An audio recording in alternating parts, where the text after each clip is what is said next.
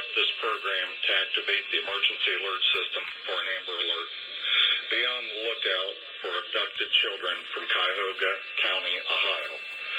It is unknown when the children were last seen.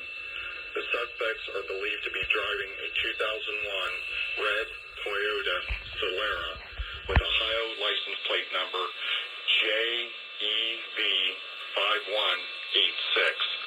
The suspects have been identified as Christian Elaine Salinas, a 34-year-old Hispanic female, 5 feet, 1 inches tall, 130 pounds, with brown hair, and Andrew J. Lopez, a 33-year-old Hispanic male. The abducted children are Gabriel Lopez, an 8-month-old Hispanic female with black hair, and Nathaniel Lopez, a 5-year-old Hispanic male with black hair.